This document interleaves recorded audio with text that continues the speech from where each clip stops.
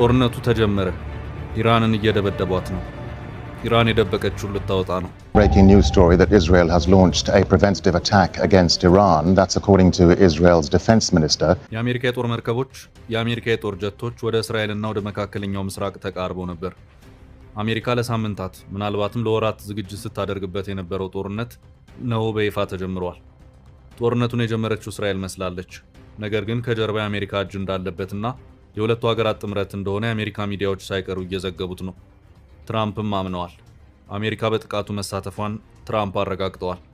ፕሬዚዳንት ዶናልድ ትራምፕ በግል ትሩዝ ሶሻል ገጻቸው ላይ በለቀቁት የ8 ደቂቃ ተንቀሳቃሽ ምስል አሜሪካ ኢራን ላይ በተፈጸመው ጥቃት እጇ እንዳለበት ጠቁመዋል። A short time ago, the United States military began major combat operations in Iran. ፕሬዚዳንቱ ከኢራን ጋር የሚደረገው ድርድር ውጤት እንደሌለው ተናግረዋል። ኢራን የኒውክሌር ጦር መሳሪያ እንዲኖራት ፈጽሞ አንፈቅድም ያሉት ትራምፕ ለረጅም ጊዜ የቆየውን ሽብር ከእንግዲህ አንታገስም ሲሉ ተደምጠዋል። የዛሬው ጥቃት ከመሰንዘሩ በፊት ከኢራን ጋር ስለነበረው ድርድር ሲያወሱ ትራምፕ በሰላማዊ መንገድ መፍታቱን መርጥ ነበር፣ ነገር ግን እነሱ በጣም አስቸጋሪና አደገኛ ሰዎች ናቸው ብለው ነበር። እስራኤል ኢራን ላይ ያደረሰችው ድንገተኛ መብረቃዊ ጥቃት በአሜሪካ እገዛ የተፈጸመ ነው በሚል ተዘግቦ ነበር። የኢራን መንፈሳዊ መሪ አያቶላ አሊ ካሚኒ ቴህራንን ለቀው ወደ አስተማማኝ ስፍራ ተጉዘዋል ተብሏል። አሜሪካ ቀደም ብላ እንዳሳወቀችው የኢራኑን መሪ ካሚኒ የመግደል ዓላማ ነበራት።